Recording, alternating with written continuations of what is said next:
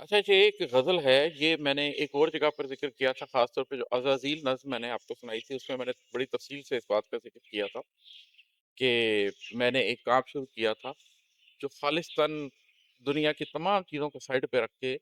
محض اللہ کی خوشنودی کے لیے کچھ لوگوں نے یہ فیصلہ کیا کہ ہم ایک کام کریں گے، لیکن پھر کچھ لوگوں کے نفس اس بات کے اوپر قائل نہیں ہوا اور وہ اس رستے پر نہیں چل سکے، انہوں نے اپنی ایک چھوٹی سی جماعت کو حق کے اوپر ترجیح دی۔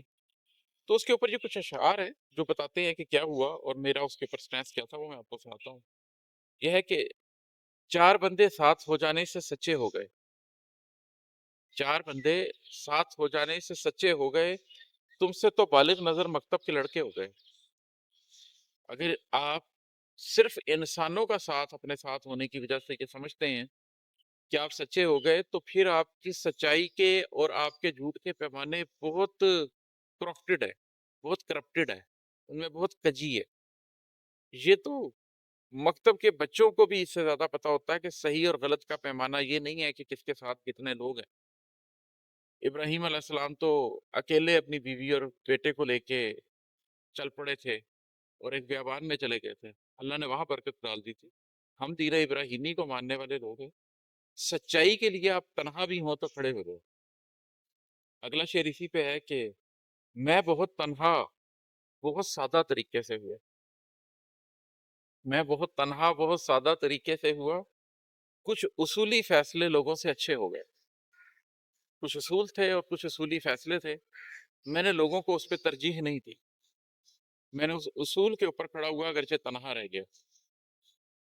گر تیری تصدیق سے عزت ملی اس شخص کو، اس سے تو اچھا ہوا ہم لوگ کچے ہو گئے۔ کہ اگر انسانوں کی تصدیق سے کسی کو عزت ملنی ہے، انسانوں کی گواہی سے یہ ہونا ہے، تو اس سے تو پھر بہتر ہے کہ میں کچا ہو گیا، اس سے تو پھر بہتر ہے کہ